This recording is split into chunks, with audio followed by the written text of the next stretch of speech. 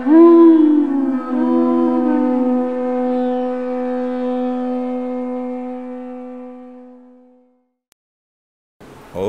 Namo Bhagavate Vasudevaya.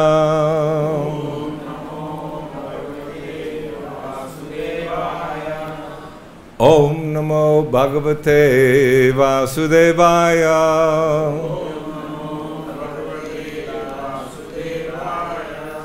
Om Namo Bhagavate Vasudevaya.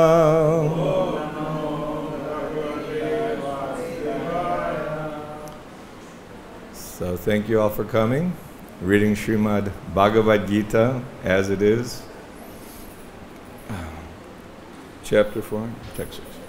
Transcendental knowledge. Ajopi san avyayatma Bhutanang ishvaropi san Prakriting swam atishtaya Sambhavam yatma mayaya Aja, unborn, api, although, san, being so, avyaya, without deterioration, atma, body, bhutanam, of all those who are born, Ishvara, the Supreme Lord, api, although, san, being so, prakriting, in the transcendental form, swam, of myself, adhishtaya, being so situated, sambhavami, I do incarnate, atma mayaya, by my internal energy. Translation and purport by His Divine Grace A.C. Bhaktivedanta Swami Srila Prabhupada Ki Jai. Although I am unborn and my transcendental body never deteriorates, and although I am the Lord of all living entities, I still appear in every millennium in my original transcendental form. Please repeat. Although I am unborn, and my transcendental body never deteriorates, and although I am the Lord of all living entities, I still appear in every millennium in my original transcendental form. Okay, we're going to read along quickly, so listen, please. These are Prabhupada's ecstasies. Krishna speaks to the pure devotee, and Srila Prabhupada, he's simply dictating the words of Krishna. The Lord has spoken about the peculiarity of his birth. Although he may appear like an ordinary person, he remembers everything of his many, many past births, whereas a common man cannot remember what he has done even a few hours before. If someone is asked what he did exactly at the same time one day earlier, it would be very difficult for a common man to answer immediately. He would surely have to dredge his memory to recall what he was doing exactly the same time one day before. And yet, men often dare claim to be God or Krishna. One should not be misled by such meaningless claims. Then again, the Lord explains his prakriti, or his form. Prakriti means nature, as well as swarup, or one's own form. The Lord says that he appears in his own body. He does not change his body, as the common living entity changes from one body to another. The conditioned soul may have one kind of body in the present birth, but he has a different body in the next birth. In the material world, the living entity has no fixed body, but transmigrates from one body to another. The Lord, however, does not do so. Whenever he appears, he does so in the same original body, by his internal potency. In other words, Krishna appears in this material world in his original eternal form with two hands, holding a flute. He appears exactly in his eternal body, uncontaminated by this material world. Although he appears in the same transcendental body and is Lord of the universe, it still appears that he takes his birth like an ordinary living entity. And although his body does not deteriorate like a material body, it still appears that Lord Krishna grows from childhood to boyhood, from boyhood to youth. But astonishingly enough, he never ages beyond youth. At the time of the Battle of Kurukshetra, he had many grandchildren at home, or in other words, he had sufficiently aged by material calculations. Still, he looked just like a young man, 20 or 25 years old. We never see a picture of Krishna in old age because he never grows old like us.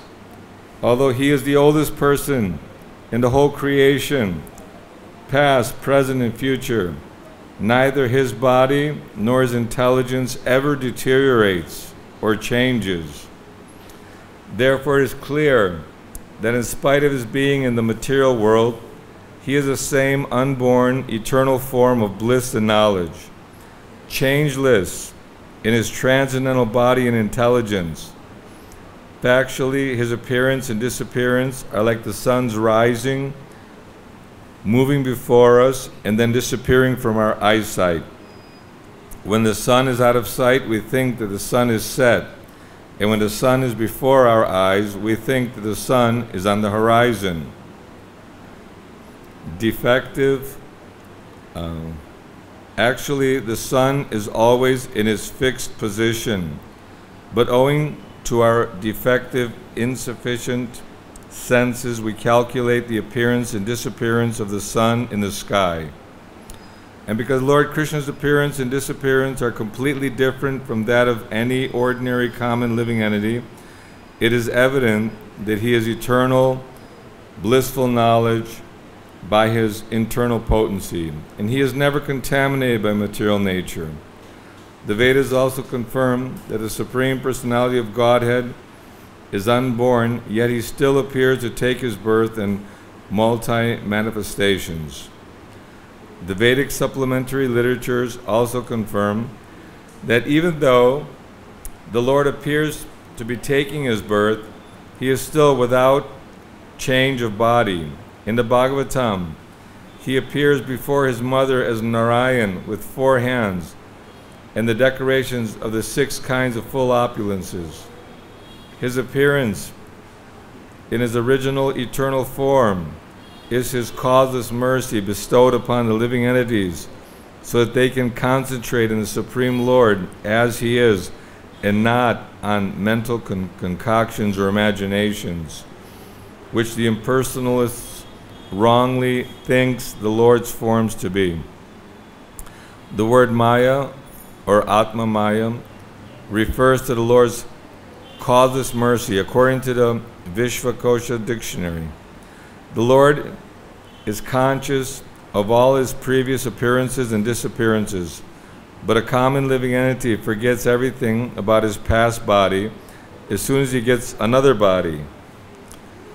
He is the Lord of all living entities because he performs wonderful and superhuman activities while he is on this earth. Therefore, the Lord is always the same absolute truth and is without differentiation between his form and self, or between his quality and body. a question may now be raised as to why the Lord appears and disappears in this world. This is explained in the next verse.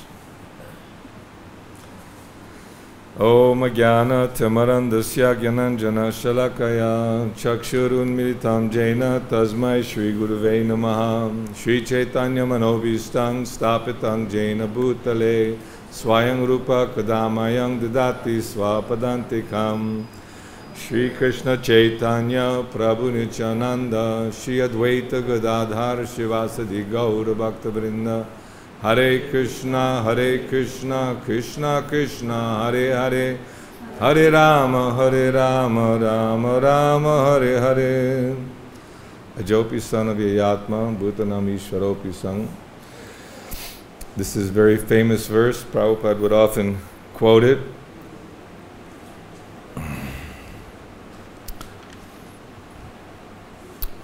Although I am unborn and my transcendental body never deteriorates, and although I am the Lord of all living entities, I still appear in every millennium in my original transcendental form. So this is Krishna's mercy upon us. Bhagavad-Gita is very special. We have many literatures, Srimad Bhagavatam, teaching Chaitanya Charitamrita, nectar of devotion, nectar of instruction. So many instructions are there. But the core of philosophy of Krishna consciousness is this Bhagavad Gita spoken by Krishna himself. And we heard class today that a parent is naturally very much interested in the welfare of their children. You know, they're always anxious. Where are they? Where to go? And, you know, we're always in anxiety about that. So Krishna, being the supreme transcendental personality, the father of everyone, he is very much aware of our wants, needs, desires. You know, the children are always dependent on the father in so many ways. And although the Lord appears as if like an ordinary birth to some people's vision, he is transcendentally situated. He develops, he grows into a youth, but he doesn't go beyond that young age. We see that young, you know, especially a small child, they're very beautiful, very attractive. As we get older, like us, we start getting all loose and wrinkly and no hair and bald or hair in all the different wrong places. So this material body is constantly changing. We have this body, but I was just trying to appreciate the great fortune of all of us being here in Vrindavan, and Srila Prabhupada delivering this message of Godhead. Prabhupada was describing that Krishna is transcendental, supreme living being, and because we want to have different experiences than what we were experiencing for whatever reason in the spiritual kingdom with God, you know, go play. Sometimes the children are very determined and very strong in their desire to do something, and the parents, okay, you want to do that? Go ahead and do that. And then but of course, within reason, although we experience fear, anxiety, this you know, when one is in a fearful situation, it's there's war, there's danger of being killed or robbed, you know, raped or beat. You know, there's all kinds of horrible activities going on in the material world. But all this is temporary, and it's like it's a prison house, from the highest planet down to the lowest planet. Abrahma Bhuvana Loka Punaravartano Arjuna. All are places of misery, and there's no real solution.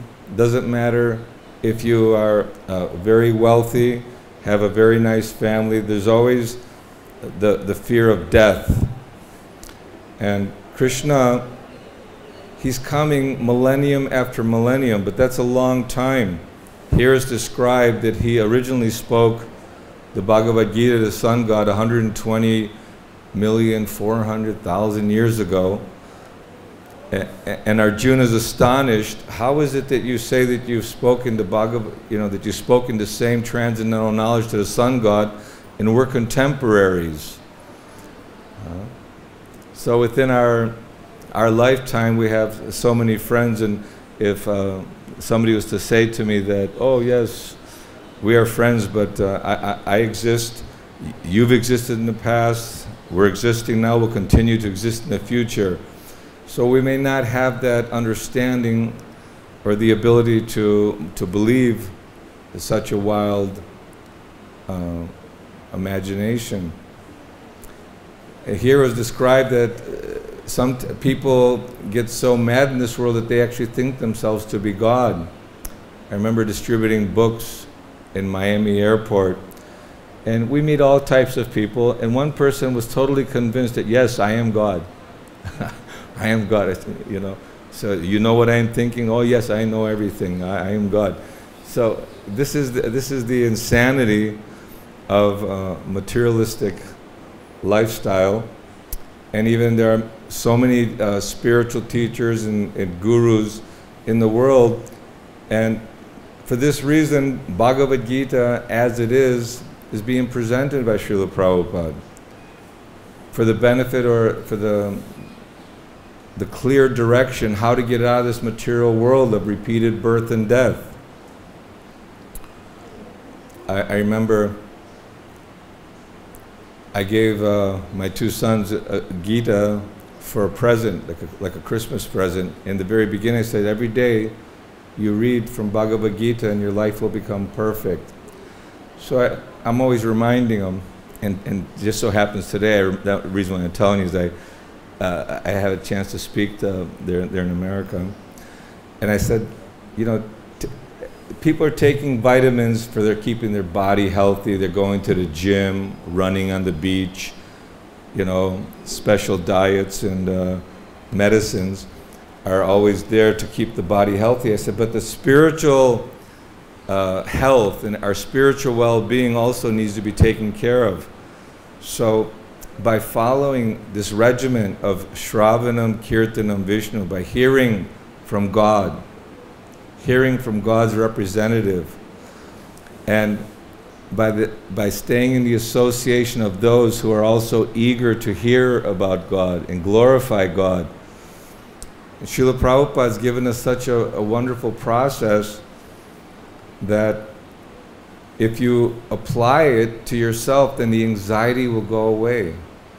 The fear of not knowing the future of our existence. We're here for a very short time. Many of us recall being small children, young men, getting old men, old ladies. And we know 10, 20, 30 years, and it goes so quickly that we'll be somewhere else. So we need to really prepare ourselves in this lifetime. This life is a journey, it's a learning experience. And when we hear that God, He's Satchit Ananda Vigraha, He's eternal, full of bliss, full of knowledge, and He's personally coming and having loving exchange. He was joking with Arjuna, joking with the Pandavas, or having, just a loving relationship. And that's what goes on in the spiritual world. Krishna is with his cows, just like in Vrindavan. This says that this Vrindavan is not just a material city named Vrindavan, but it's actually brought from the spiritual kingdom. So you may have seen some movies that something looks one way, but then all of a sudden the dust comes, and beyond the mundane appearance, according to our eyes and vision, there's something really transcendental and spiritual.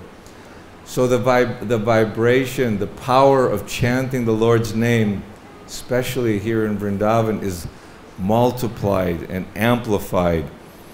And by rendering service Because later in this chapter 434, Srila Prabhupada, through the instruction, or Krishna is saying, Tadvidi pranipatena pariprashnena sevaya upadekshanti te jnanam jnanas tattvadarshana. That this jnana, this knowledge, inquire about the absolute truth from a bona fide spiritual master. Inquire submissively, render service, and the self-realized soul will impart knowledge unto you. So the knowledge is available, but it's reciprocated by our attitude. That I really want to do something for, if somebody does a wonderful favor to you, if you are coming from a very wealthy family and you have great wealth and assets, but you have forgotten, and someone brings you back again to reunite you with your family members, and you realize that, whoa, I was suffering, but I have so much love and so much wealth, then you're thankful, you're appreciative. So the spiritual master, Lord Jesus Christ, many incarnations, we see the Guru Parampara of all the great acharyas, even the 6 Goswamis, although it appears they're engaged in activities of this world, that when the Lord's pastime is manifesting, then they join the Lord, they write the literature, and they give guidance, they illuminate, because this world's darkness, and that illumination comes. For some, like we see Prahlad Maharaj, Dhruva Maharaj, at a very young age, they're very determined. They take up Krishna consciousness. Prabhupada said within one moment you can become Krishna conscious. Or it could take hundreds and thousands and millions of years. One beautiful story that Prabhupada tells of Narada Muni traveling to go see, he's a Vaikuntha man, Narada Muni, empowered to give spiritual knowledge throughout the Bhagavatam. He's giving guidance to so many. And there was a Brahmana, he asked Narada, where you're going? I'm going to Vaikuntha. Oh, ask the Lord when I'll get my liberation, please. And then Narada Muni also met a very simple, they call cobbler person, working in a very simply making like a shoes and different things like that. And he also asked the same thing, Naradaji, when you see my Lord, you please ask when I'll get his darshan, liberation. So everyone is thinking how to go back to the spiritual kingdom, and even in the 10th canto, the brahmanas who were performing yajna, sacrifice, they were so busy that, worshiping Krishna Balaram. But when Krishna and Balaram are asking, we're here with our friends, we please give some prasad. No, I'm doing my worship, my puja. So it's like really missing the point. But then they call it simple wives of the brahmanas. When they were asked by Krishna's friends that Krishna's hungry, we're all hungry, and immediately, out of spontaneous love, they ran to give the offerings to the Lord.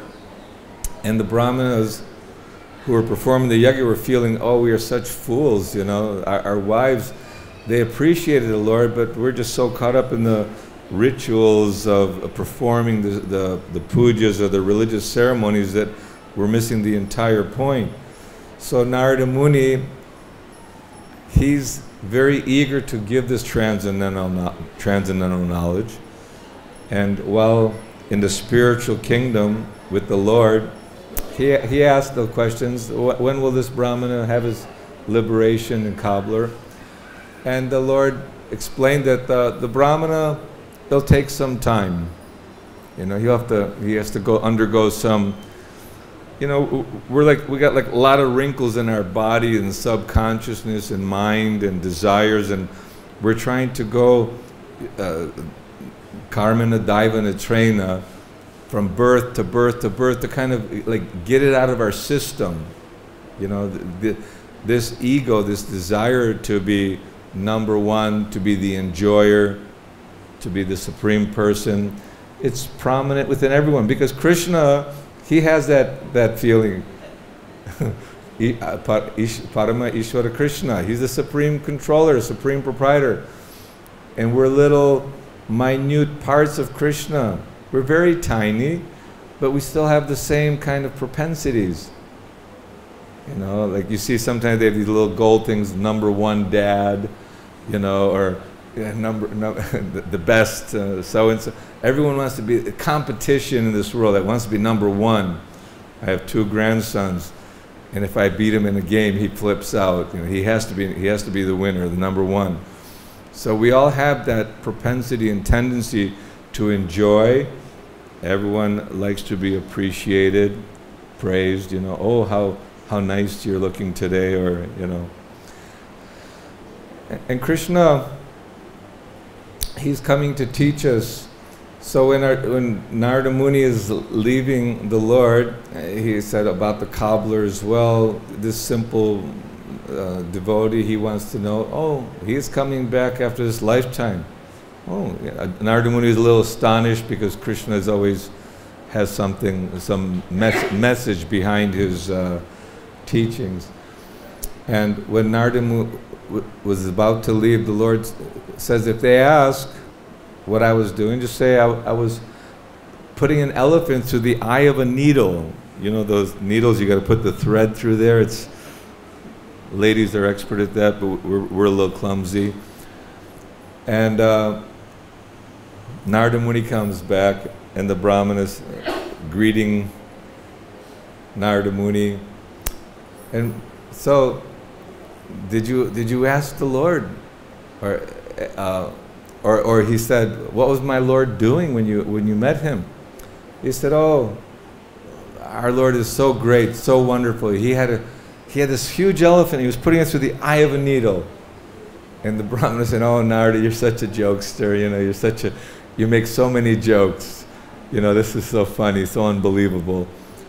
And so Narada Muni could understand that his faith was, I mean, he may say he believed, but he really did not believe that the Lord could put an elephant through the eye of a needle. It wasn't logical, practical in his mind.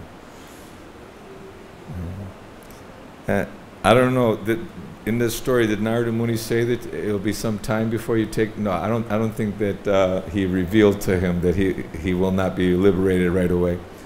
But when he met the cobbler, and he asked also, what was my Lord doing? And he explained that he was performing this wonderful act of putting the elephant through the eye of a needle. And that simple Brahmin, he just felt overjoyed, and he said, oh, my Lord is so wonderful, how he can do anything. It's remarkable. And Narada Muni was astonished. He said, how is it that you believe, or you know, how's your faith so strong? And this simple Brahmana gave the example. I'm sitting here, and this banyan tree is producing unlimited fruits. And these fruits fall, and there's so many seeds. And from each little tiny seed, another is the potency of creating another banyan tree. You know, gave a example of the mystical Shakti, the potency of the Lord. And he believed that. And then the story of the South India Brahmana, who was illiterate, and even his friends were mocking him, joking, because they could recite the entire Gita by heart. You were telling me that in school that you were learning shlokas like that. So they would recite and say so many mantras, but this Brahmana, he was just holding the book and just appreciating. And they were, oh, Brahmana, you're you know, how you're reading, you're in one sense mocking. But when the Chaitanya Mahaprabhu came before him, the Brahmana sensed that, you know, he's a genuine, he's not here to mock me or anything. And he says, oh, you are reading Bhagavad-Gita? Well, I was instructed by my Guru Maharaj to read Bhagavad-Gita every day. I should recite. But I am illiterate, so I am just fingering through the pages, and And he said, "Oh, but I see that you are crying." Something. When I think of how Arjuna is being served by Krishna, his Lord, Parthasarathi, the Lord appeared in the world, and not only did he appear, but he took a role of serving his devotee. You know, that Krishna, he's a supreme Lord. How he's driving the chariot for Arjuna. And he says, when I see the love my Lord has for his devotees, it makes my heart feel. And the Lord embraced him and said, you are truly understanding Bhagavad-Gita. So the spiritual master, the representative of God, is one who's repeating the words of God. He's one who's giving one inspiration and guidance. They say that Paramatma is the Lord within the heart, the Chaitya Guru. And the Lord manifests himself externally in the form of the spiritual master. So in every millennium, the Lord appears. 5,000 years ago, Krishna Balaram appeared, Srimati Radharani appeared, Balaram's appearance day is coming, Krishna's appearance day is coming, Srimati Radharani's appearance day is coming. You know, in families, they love celebrating birthdays and, you know, gathering everyone together, make a joyous occasion. So we have a very nice celebration, decorations, cooking, kirtan, abhishek, excitement. The Lord is appearing. So everyone's very excited and very happy that the Lord will appear, because then this is the perfection of life. The Lord is appearing, reminding, awakening my forgetfulness of Him, bringing me back to the spiritual kingdom. But then when Krishna disappeared, all the Pandavas also marched to the Himalayas, you know. They also disappeared to follow the Lord. And even when the Lord was about to disappear, he wound up his entire family.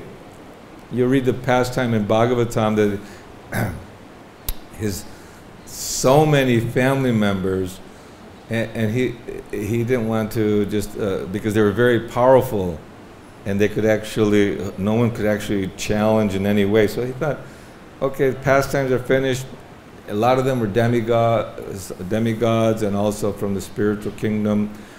Very difficult to understand the depth and the detail of how from the spiritual world they're coming here to save us and bring us back home. We're like prisoners in Durga's kingdom, and sometimes you may see a special mission of SEALs or special military well-trained unit. They are dropped in the middle of the night, and they go through the water, and they kill all the demonic guards, and they release the prisoner and bring them back home. So in one sense, the pure devotee undergoes great trouble and tribulation. You'll see what the Lord Jesus went through trouble. Srila Prabhupada through so much struggle, the Goswamis. And that struggle is an expression of love and the determination of the Lord to show us that please come home. Please don't stay in this rotten material world.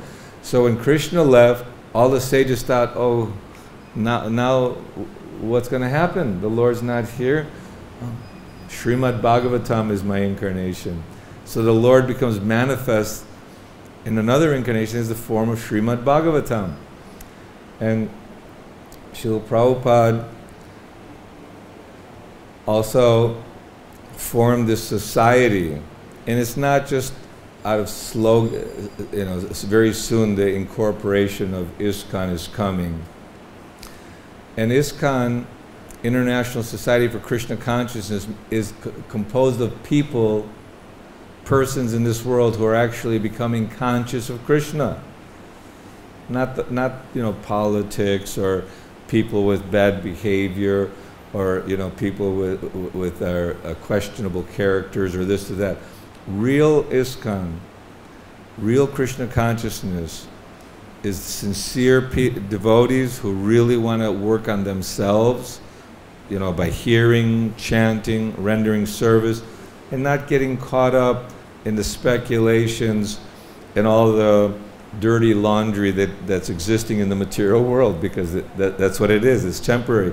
Then Prabhupada said that ISKCON is also an incarnation of the Lord. So, not that we're just patriotically ISKCON, but yes, we're very proud to be part of the International Society for Krishna Consciousness. It's just so direct that we're becoming conscious of God, Krishna. And it's not just someone recommended to Srila Prabhupada, why don't you call it International Society for God Consciousness? That's a nice name, but no, we're specific. Who is God? Krishna. Krishna is God, the most beautiful, most attractive. I have a friend, Dina Bandhu, Dr. Choksi.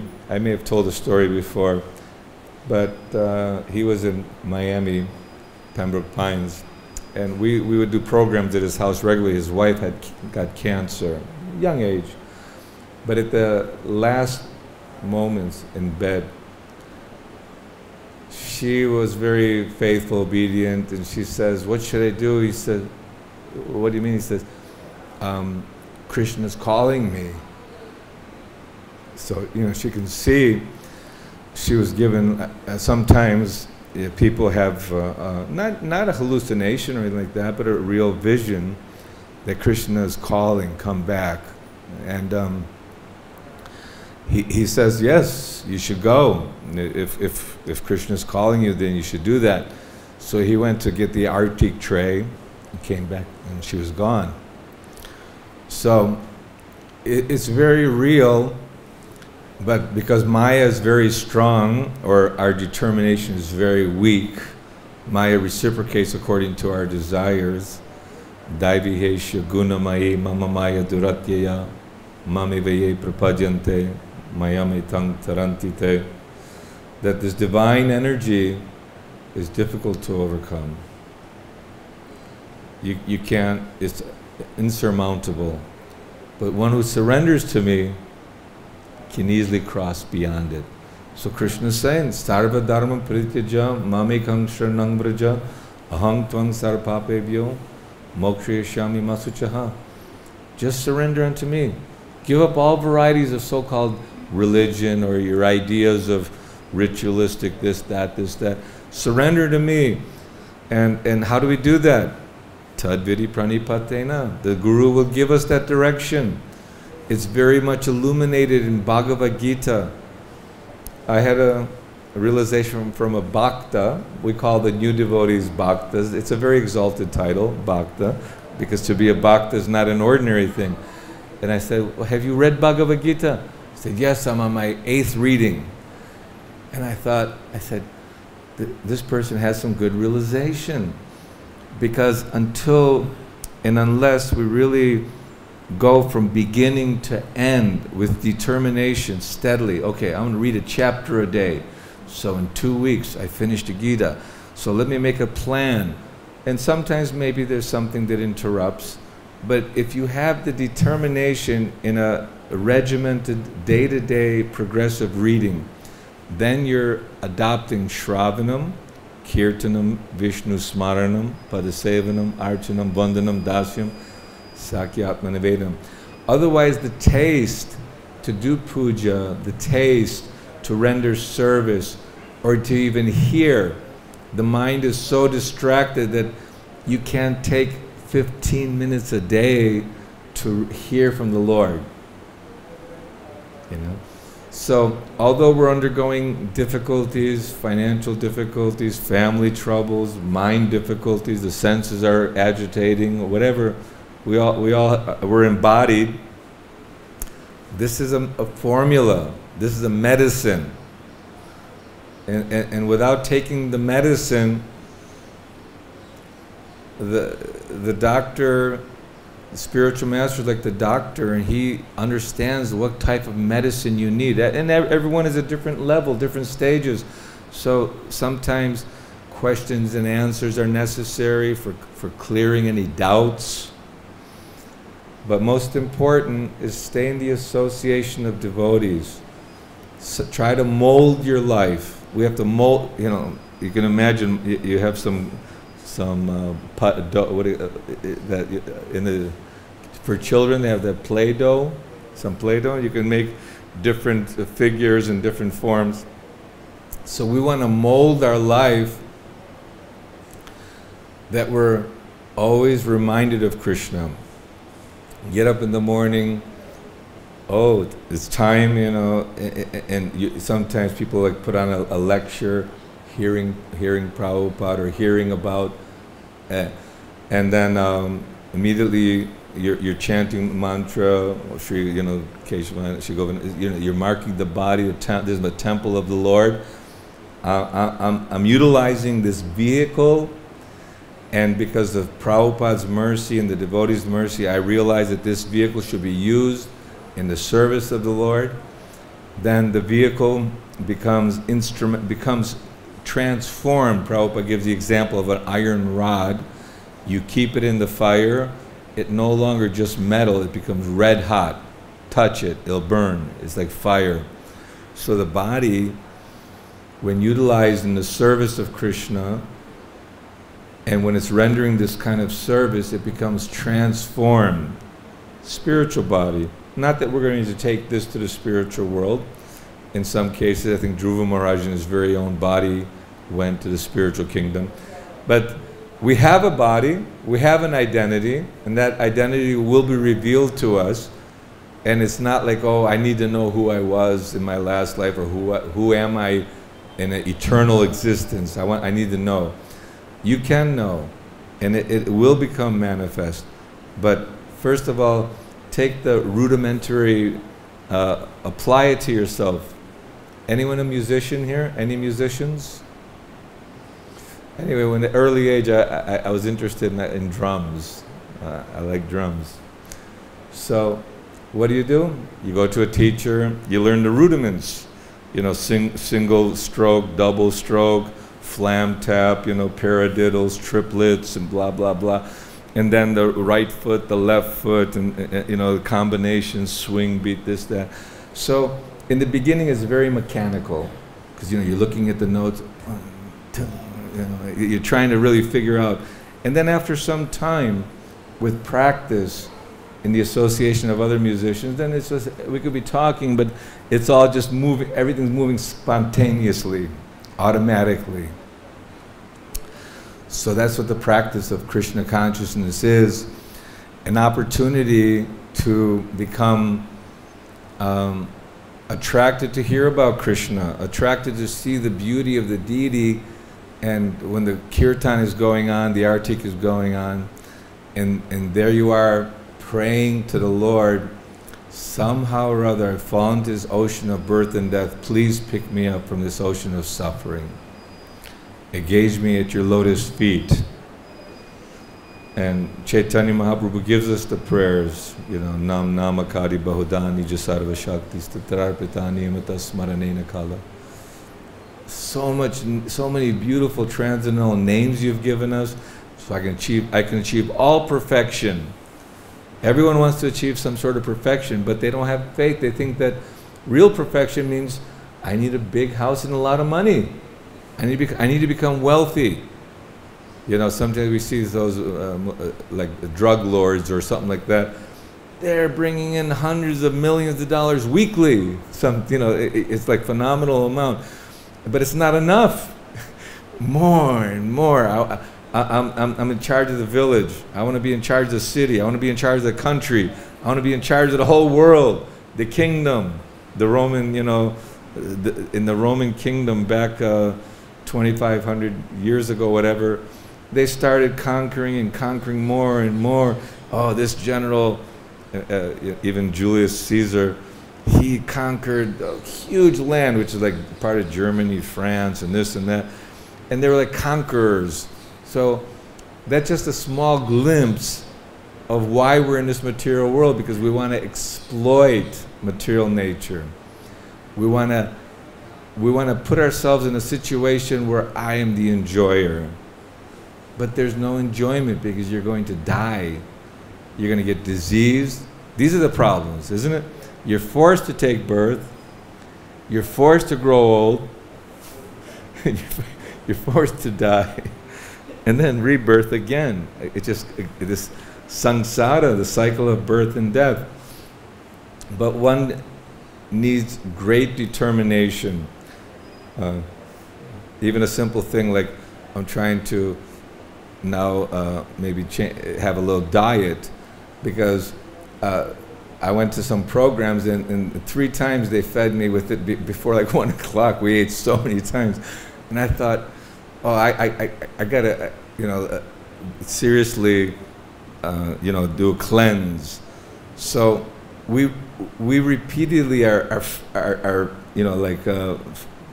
shoved our face into the dirt of this material existence, and no matter how many ways we tried, we might have a beautiful husband, wife, many children, grandchildren, nice place, and life is good, but it's not going to be so good when the cancer is eating your bones, and when you can't hear anymore and your teeth are falling out. We're going to die, and we don't want to just be pessimistic or negative people. We want to be optimistic. But real optimism means that I am eternal, God is eternal, and Krishna is speaking. So it's a matter of faith, really. Because without a little bit of faith, shraddha, sadhusanga, bhajanakriya, anartha nivritti. So it begins with a little bit of faith that I think, I like what I hear. Somebody would read one book and that's it. They give everything up and just join Krishna and fully read. And other people hang on the outskirts for 5, 10, 20, 30, their whole life. They don't, it's not, they're not able to surrender. And we may say surrender. We have conditional surrender. Like I know during the war, sometimes they say, you must surrender. Well, these are my terms. No, unconditional surrender. That's all I'll accept. So Krishna, he wants unconditional surrender. And that unconditional surrender means that our bhakti will start coming out. That our true qualities will start shining through.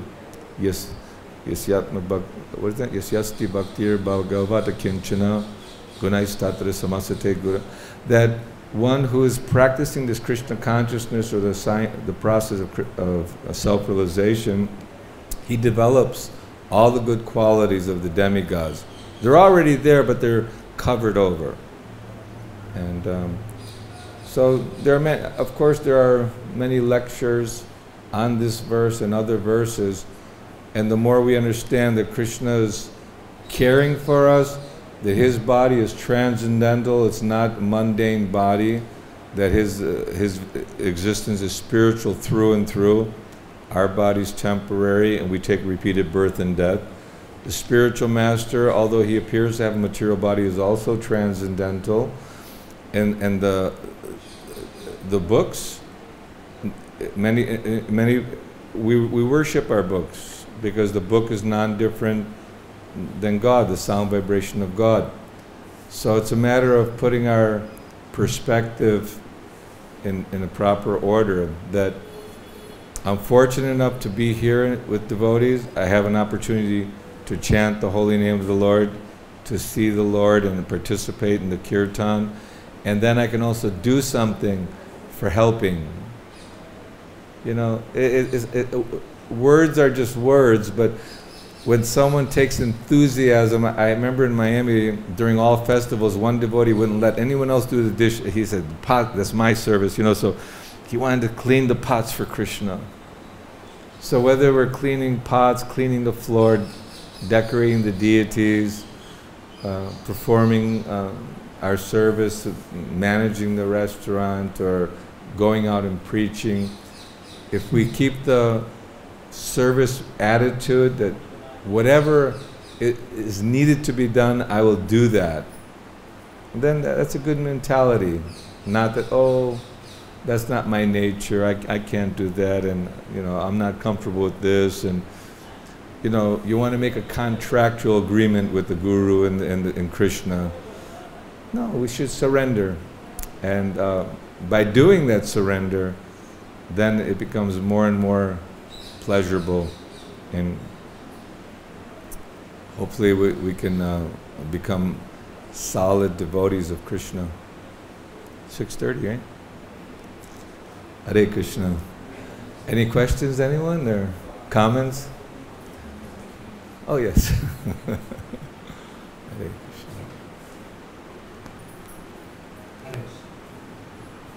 As you were speaking about this Sarva Dharman Parityaja, Mamritam Sharanam Praja, Nahantam Sarvabhagava Moksha, about an operator of you, just surrender me, I will deliver you from all sinful reaction to nothing.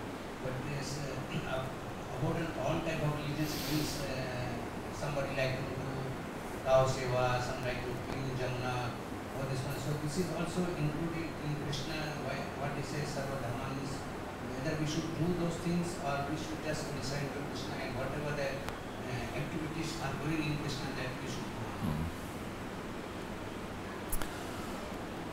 do. Yeah, there are many transcendental activities like Go Seva, bathing in Jamuna. So that a lot of that's recommended, like nectar of devotion, nectar of instruction. There are many rules and regulations, obviously, but unless one is guided by spiritual authority or, by the guru, then sometimes we might misunderstand what is best for us. You can go into a medical shop, you say, oh, so many medicines, they must all be good, But you can't just take all medicines. You have to be guided by the expert doctor. So there's no harm. It's very beneficial to go in Jamuna, and the guru would recommend it. But not that you're supposed to be on the altar at 4 o'clock, but you're in the Jamuna. But I'm doing something spiritual. But you're offending your Guru Maharaj, and you're offending the Lord by not being there for your service. So we have to prioritize our life in such a way that the Guru says, Shravanam, Kirtanam, Vishnu Smaranam. Okay, I must chant, I must hear, I must associate with devotees, and remember Krishna all the time. Now, you're given a schedule, a duty. You have your duties. Everyone who's fortunate is given some service to do, some seva. But as we read and as we associate, as we hear, oh, visiting, Govardhan Radhakund is a wonderful thing. Okay, I'm going to make a plan. I have everything covered. I've done all my things. Let me go together with the devotees and really offer respect and appreciation. Or let me go to Jamuna. It's a very auspicious day. I can go to Jamuna, or maybe even clean a little bit on the bank. So our ideas of rendering, a little bit extra devotional, we should say extra devotional service, in the sense that maybe you weren't specifically told that, okay, now you go to Jamuna, now you go there. We have to use our common sense. Books are the basis. Preaching is the essence. Books are the basis. Utility is the principle. And purity is the force. So utility is the principle means that we're guided by the books. The preaching means that we're glorifying Krishna in the process of devotional service. The books are there. And the purity will come about by following the orders. But utility is the principle, so we have to use common sense and be accountable to our service. So we take on service, we do our service, but other services are also, favorable for your devotional advancement, as long as they fit into the pattern. That's my. Only I want to do only those, I don't want to do other things. Only I want to be totally observing those who are. That's right. So that is also surrendering to Krishna, or eventually I am being my own. Well, like I said, if you have a guru, spiritual master, then you should ask Guru Maharaj, I'm really attracted to worship Go Seva, the Gomata. Can I do that? He says, if your spiritual master gives you that type of yes, you know, your enthusiasm good, you do that. But a bona fide spiritual master, if he sees that a disciple is wanting to render service to Gau Mata, oh, very good, okay, you do that. So, but you didn't take it on your own, because we need to be linked to the Guru Parampara. We need to take guidance. Tad viri pranipatena pariprashnena sevaya. If we want to learn the truth, surrender to a bona fide spiritual master. Inquire from him submissively and render service. So, if I don't surrender to a guru and I make up my own choices, of course, Go Seva is nice and many things are nice. But you're told by Krishna, surrender to Guru. That's your duty. If you want to learn the truth, you surrender. But then you got to render service. You know, be humble, render service. And that service is according to his direction. So we're all taking direction in spiritual life. And if we're confused, Prabhupada's teachings are very clear in Bhagavad-Gita. Read Bhagavad-Gita, then you'll have a good realization how to serve the devotees, serve the deities, and make Krishna satisfied by our attempts. You say hearing is very important. So sometimes what we are hearing, that time sometimes we are adding our own things. So Prabhupada said, whatever we will just do that one, do not add or do not subtract from this one. So sometimes whimsically we do so many things. So that is whether we are following our acharya or we are doing on our own. Yeah, we have to hear nicely, and if it's colored by our own ego or our own mind and thoughts, that's why we have sadhu, shastra, and guru, that the devotees will point out to you, Karbhajana, you're messing up. You know, stay on. So we check one another. We follow the scripture. We follow sadhu, shastra, guru. So that's why association, sadhu sangha, sarva shastra koi, lavamata sadhu sangha, sarva siddhi hoy. You can achieve all perfection by living with the sadhus, with devotees, because they're carrying out the sadhu, shastra, guru. So then you're in safe ground. If you're doing something wrong, we point it out to each other in a loving way. Okay, thank you very much. Srila Prabhupada ki jai. Hare Krishna.